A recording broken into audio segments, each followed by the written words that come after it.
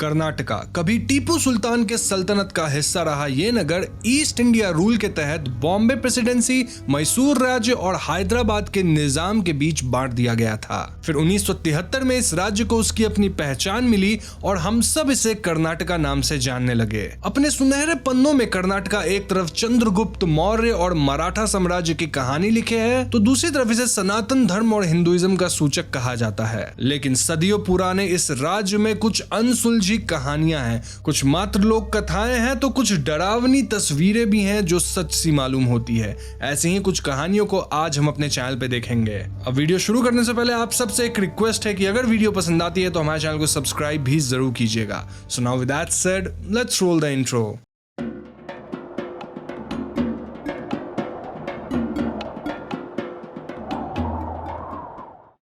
मौत का कुआं, जिससे आज भी सैकड़ों की संख्या में चीखने चिल्लाने की आवाजें सुनाई देती है। ये बाहर वालों के लिए कहानी हो सकती है, लेकिन कर्नाटका में बसे नगर बीजापुर के लोग आज भी शाम के वक्त इस कुएं के आसपास फटकने से भी डरते हैं। कहानी है 17वीं शताब्दी की, जब अफजल खान छत्रपति शिवाजी के खिलाफ एक भयंकर युद्ध में मग्न था। पौराणिक कथाओं की माने तो अफजल के ज्योतिषों ने उसे पहले ही बता दिया था कि इस युद्ध में शिवाजी की सेना मुगलों को धूल चटा देगी। इस खबर को सुनकर अफजल खान इतना पागल हो गया कि उसे डर लगने लग गया कि कहीं उसकी मृत्यु के बाद उसकी बीवियां दूसरे घर की ना हो जाए। इस डर में अफजल ने एक भीषण कदम उठाया। गहरी अंधेरी रात में वो अपनी 60 बीवियों को बीजापुर के एक गहरे कुएं की तरफ ले गया और एक एक करके उन्हें बेरहमी से वहां मार गिराया। कथाओं का कहना है कि उनमें से 2 लड़कियों ने भागने की कोशिश करी तो उन्हें पकड़कर सैनिकों के हाथों मरवा दिया गया। तब से लेकर आज तक वो आत्माएं वही उसी कुएं में तड़पती मालूम होती है, मानो उन्हें अब तक मुक्ति ही ना मिली हो।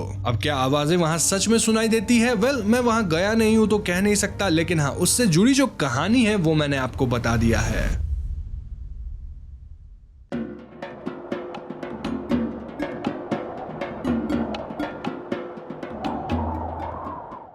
कर्नाटका के इतिहास में एक मशहूर लोक कथा है जिसे हम सब जरूर जानते होंगे। ये कथा है नालेबा चुड़ैल की। तो कन्नड़ा में नालेबा का अर्थ होता है कल आना, और इससे आप समझ गए होंगे कि यहाँ मैं रेफरेंस दे रहा हूँ ओ स्त्री कल आना। तो बेसिकली ये शब्द एक खूंखार डायन से बचने के लिए लिखे जाते हैं, जो एक ऐसी स्त्री है जिसने शादी के दिन अपने पति को खो दिया। तब से आधी रात को ये डायन कर्नाटका के विभिन्न घरों के आसपास घूमती है और जहां उसे बुलावा मिल जाए वहां लोग इस कदर पीड़ित हो जाते हैं कि खून की उल्टियां करने लगते हैं, अंततः मारे भी जाते हैं। इनफैक्ट बाद में ये डायन इस घर से उस आदमी को ले जाती है जो यहाँ का मेन अर्निंग मेंबर हो। ऐसे ही ये कथा प्रचलित हुई और लोग इस डायन से बचने के लिए अपने घर के दीवार पे, डोर पे नालेबा लिखने लग गए ताकि वो डायन उनके घर में ना आए। लेकिन एक थियरी की माने तो हमें नालेबा के पीछे एक ऐसा इतिहास भी मिलता है जो आत्माओं और प्रेतों की दुनिया से दूर है, मगर फिर भी बहुत डरावना है। कहते हैं कि ये कथा 1918 में शुरू हुई, जब कर्नाटका के आसपास कई इलाकों में इन्फ्लुएंजा की बीमारी फैल गई थी। तब लोग इस बीमारी के असर में खून उगलने लगते थे और अत्यधिक पीड़ा सहते थे। शायद सुपरस्टिशंस और टोने टोटके के बीच किसी ने इस बीमारी को डायन का रूप दे दिया और दरवाजे पर नालेबा यानी कल आना लिखने लगे। अब ये थियरी कितनी सच्ची है कोई नहीं जानता, लेकिन हाँ, ये अर्बन लेजेंड आज भी कर्नाटका के सबसे मशहूर कथाओं में से एक है। तभी तो इस पर फिल्म भी बनी है स्त्री, जिसकी तो अब पूरी यूनिवर्स ही बन चुकी है। और स्त्री फिल्म की स्टोरी क्या थी ये हम सब जानते हैं, बताने की जरूरत नहीं है।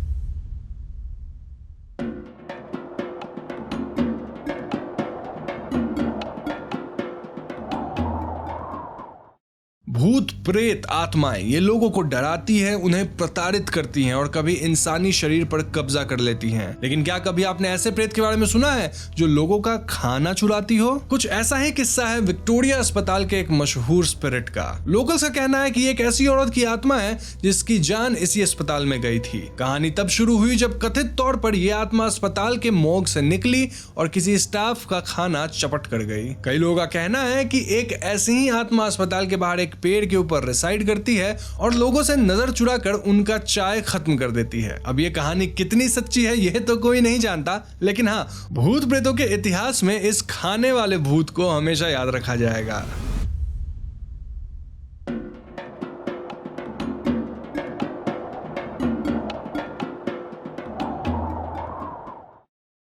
सन 1943 के आसपास से रहा टेरा वेरा असल में एक पॉश ब्रिटिश होटल हुआ करता था। तब लोग अक्सर यहाँ इंग्लिश ब्रेकफास्ट और हाई टी एंजॉय करने आया करते थे। लेकिन इतने सालों बाद इस बंगले की स्थिति किसी भूत घर जैसी बन गई है। यहाँ आपको देखने मिलेंगे टूटे खिड़की, दरवाजे, उखड़ी दीवारें और रोशनदान जो कि गंदा है, मानो टेरा वेरा का खूबसूरत इतिहास कहीं खो गया हो। कहानी की माने तो इसे 1943 के समय एंग्लो इंडियन लॉयर एज वाज द्वारा बनवाया गया था। उसके मौत के बाद यह घर उसकी दो बेटियों को दे दिया गया, जिनके नाम वेरा और डूस वैस थे। 2002 तक ये दोनों बहनें इसी घर में रहती, जहां डूस बच्चों को पियानो क्लासेस भी देती थी। लेकिन फिर एक दिन एक अजीब हादसा हुआ, वो भी ऐसे वक्त पर जब ये दोनों बहनें तकरीबन 75-80 साल की थी। एक जवान आदमी ने आधी रात में घर में घुसकर डूस वेरा को चाकू से घात करके मार डाला। उसमें वेरा खुद सो रही थी और अपने सामने ऐसा हादसा देख वो पूरी तरह सदमे में चली गई। बाद में ड्यूस को उसी घर में दफन कर दिया गया, जबकि वेरा को किसी दूसरी सेफ जगह पर भेज दिया गया। कई पुलिस रिपोर्ट्स और इन्वेस्टिगेशन के बाद भी ये पता नहीं चल पाया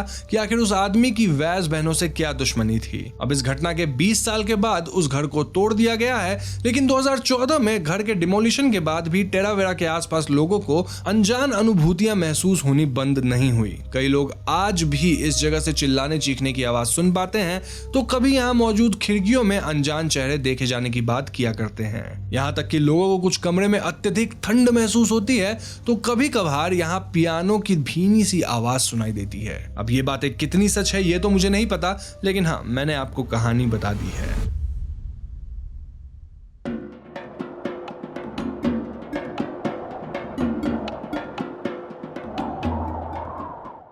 कलपल्ली सिमेट्री बैंगलोर के सबसे डरावनी जगहों में से एक है। पुराने मद्रास रोड के पास बने इस कब्रिस्तान में राहगीरों को कभी अनजान आवाजें सुनाई देती है, तो कभी डरावनी परछाइयों का सामना करना पड़ता है। ऐसी कहानियां यहाँ इतनी मशहूर है कि कलपल्ली सिमेट्री के गार्ड्स भी अंधेरे के बाद यहाँ रुकना नहीं चाहते हैं। लोगों की माने तो इस सिमेट्री को एक आदमी की आत्मा हॉन्ट करती है, जो कब्रों के बीच आधे शरीर के साथ दिखाई दे जाती है। यही नहीं, कई बार लोगों को ऐसा लगता है जैसे कोई उन्हें सिमेट्री के अंदर से झांक रहा हो, मानो कोई परछाई किसी पेड़ के पीछे छुपी हुई हो। खतरा और भी बढ़ जाता है जब कभी कभी आसपास से गुजरने वालों को ऐसा लगता है जैसे कोई उसका गला घोट रहा है। अब ऑब्वियसली ये एक्सपीरियंस अगर सच है तो वो कितना डरावना हो सकता है, इसकी हम और आप कल्पना भी नहीं कर सकते। लेकिन सवाल यही है कि क्या ये इंसिडेंट सच है?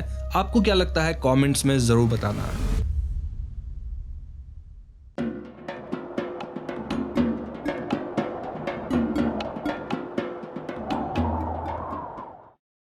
कस्तूरबा मेडिकल कॉलेज 1952 में शुरुआत में सिर्फ एक मामूली बिल्डिंग के साथ शुरू हुआ और धीरे धीरे यहाँ अलग अलग यूनिट्स, दफ्तर और पेशेंट्स की संख्या बढ़ने लगी। इसी के साथ आए नए स्टूडेंट्स और उनके साथ आई कहानियां और अफवाहें जो कई बार प्रेत आत्माओं के सिलसिले में होती हैं। कहते हैं कि हॉस्टल के ब्लॉक 1 और 2 दोनों ही किन्हीं स्टूडेंट्स की आत्माओं से लैस है। ऐसी आत्माएं जो आज भी केएमसी के गलियारों में भटकती रहती है। एमयू के एक एक्स स्टूडेंट का कहना है कि इन ब्लॉक्स में पहले बॉयज हॉस्टल हुआ करता था, लेकिन अब इसे गर्ल्स हॉस्टल में तब्दील कर दिया गया है। लेकिन फिर भी कहानियों और डर का सिलसिला इतना मजबूत है कि कोई भी इन ब्लॉक्स के बेसमेंट में दाखिल होना नहीं चाहता। यह सिलसिला तब शुरू हुआ जब कुछ साल पहले ब्लॉक 1 के किसी स्टूडेंट ने खुद को मार लिया था और उसके बाद से यहाँ कथित तौर पर कई सुपरनैचुरल इवेंट्स होने लगे। लोगों का मानना है कि हॉस्टल के पिछले स्टेयरकेस वाले एरिया में ये गतिविधियां सबसे अधिक महसूस की जाती हैं, इतना ज्यादा कि कोई भी यहाँ चंद मिनट से ज्यादा बिता नहीं सकता।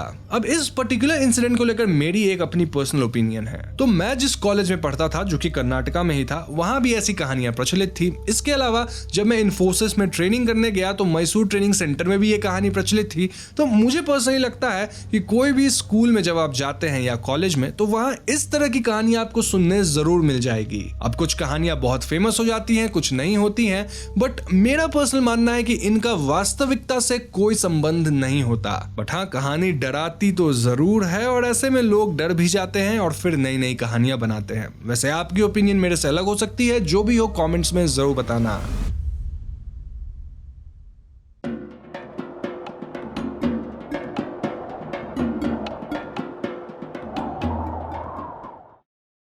घटना 16 अगस्त 2017 की है, जब मैंगलोर के एक बंगले के पास 100 से अधिक मात्रा में लोग धरना देने खड़े थे। पिछली रात से इस मकान के भूत प्रेतों की तेज आवाज सुनाई देने लगी थी। कुछ ऐसी ही कहानी थी इस बिल्डिंग की, जो श्रीदेवी कॉलेज बल्लल बाग के पास बना था। रिपोर्ट्स की मानी तो उस दौरान करीब 2 दिन से इस बिल्डिंग से लगातार बच्चों के रोने की और किसी महिला के चीखने चिल्लाने की आवाज सुनाई दे रही थी। मकान के अंदर कोई मौजूद नहीं था, लेकिन स्थिति इतनी अजीब थी कि जब एक आदमी ने इस आवाज को अपने फोन में रिकॉर्ड किया तो उसका फोन ही बंद पड़ गया। और तो और घटना के पास बने एक गर्ल्स हॉस्टल में कई स्टूडेंट्स अचानक बीमार पड़ने लगे, मानो हवा में जहर घुल गया हो। जहां कुछ लोग मानते हैं कि इस बिल्डिंग के अंदर कोई क्राइम हुआ था, वहीं कुछ लोग कहते हैं कि यहाँ एक क्रिमिनल ने खुद को मार लिया था, तो शायद उसी की आत्मा यहाँ भटक रही हो। अब सच क्या है ये तो कोई भी नहीं जानता, लेकिन ये खबर कर्नाटका के सबसे बिजॉर हॉन्टिंग्स में से एक है। तो बस आज की वीडियो में इतना ही। मैंने आपको कुल मिलाकर 7 ऐसे अर्बन लेजेंड्स या फिर प्लेसेस के बारे में बताया है जो कि कर्नाटका से हैं